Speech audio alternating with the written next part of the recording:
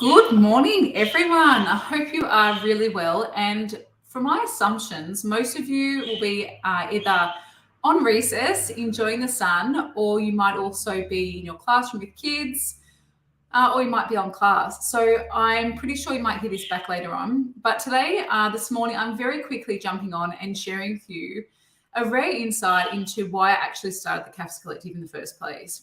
So if you followed my story, you would know that I have taught CAFS. Well, I taught CAFS for 16 years in the classroom. And then I left the classroom. I left teaching. I still feel like I'm a teacher. Once a teacher, always a teacher. But I left teaching back in July 2020. So this year, May 25th? This year, it marks in July or end of June, July, marks 3 years since I left the classroom. And it still feels pretty raw. It feels pretty raw that I was so damn burnt out by the system that I decided to leave. I decided to leave something that I absolutely loved so much. And I love teaching. I'm completely obsessed. If you know me well, it encapsulates everything that I'm about. As a mum, as a teacher, as an educator, I absolutely love teaching, and I was pushed so much that I decided to leave. It was a self-protection strategy, and to be really honest, I sat in the lounge here at home. We live in the most amazing spot. If you've seen my stories, you would see that we live at Kilcare, sunny Central Coast, right near the beach. We have a beautiful outlook. It's literally a dream where we live, and it has been a dream of ours for such a long time. And I sat here and went, what the hell am I going to do with my life? I cannot go back. I don't want to go back because I never, ever want to feel like that again. I never want to feel so burnt out that I didn't know what to do. I would literally break down on the beach with Daniel, taking Biscuit for a walk, our dog, our lab at the time, well, she's still here, just Biko at the time. And I would break down pretty much every afternoon. I would talk to Daniel about how I felt about the day, about how my colleagues made me feel. They were not supportive at all. A couple of my deputies were, one or two PE colleagues were. That was about it in our faculty. So I felt like I was absolutely drowning. I came into the school that I was working at and I completely changed the way our faculty worked. I, hopefully for the better, I changed our systems at the request of our boss. I completely made all of our assessment tasks NESA compliant. Our programs were pretty much non-existent when I got to the school. We had no faculty action plans. We had no faculty handbook. We had no clear procedures around assessment. Our scope and sequences were probably not up to scratch. Anyway, I literally reinvented the wheel and built our faculty to a point that we would pass compliance, past auditing. And then I was given the news that that my position as a relieving head teacher PE was no longer required. So you can only imagine someone who's super experienced like me, textbook author, HSC supervisor of marking. This would have been, it was a 5-year contract.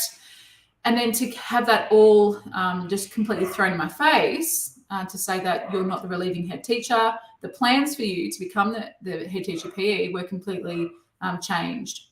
So this is like a long story about why I started the CAFS Collective, but the real reason behind it is that I never want you to feel like I felt at that point. I am a very resilient person.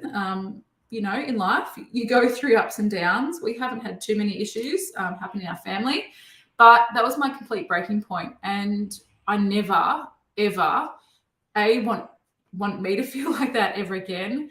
But teachers out there should never feel like they're drowning. They should never feel like they have no support. They should never feel like they can't go to anyone to ask for advice. And that's literally why I started the CAFS Collective, because I have all this experience under my belt. It's like literally up here in my head. Why not share it with other teachers? why not share my knowledge and expertise and experience across New South Wales? I want to save you so much time.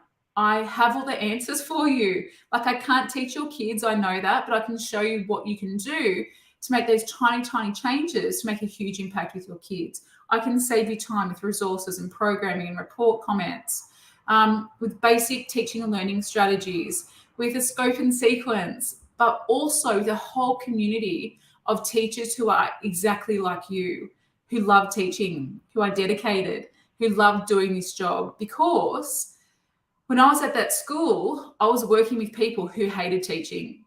They hated their job. They used to talk about I've got 18 terms to go. I think one of the comments was made. These women would stand in my classroom and they would question me while I was teaching my own students about content, basic content. Now, I'm not saying that questions can't go unanswered, but when you have colleagues literally throwing you under the bus, saying that they don't support you, but also then flogging you and taking everything out of you, it was pretty bad. And I never want you guys to feel like that. I never want you to feel like you're on a bit of a CAFS island. No matter where you are across New South Wales, I want you to feel so supported in everything that you do. And quite a few of you have reached out to me this week saying that you are looking for support, that you're drowning, that you feel like you're only just keeping your head above water. And that's the reality of teaching. That's why I left, I think. It wasn't the job. It wasn't the programming. I loved programming. The reports, wonderful. I loved sharing the beautiful news about my students, parent-teacher night. It was none of that. It was the people. So if you want to be surrounded by people who get you, surrounded by people who love CAFS, who love teaching like you, I would love for you to come into the CAFS Collective and join us inside our membership. It is a beautiful community of thriving teachers who want only the best for their teachers, and there is no toxicity at all. And I'll never let anyone in our CAFS Collective membership who is like that. There's no negative Nellies, definitely.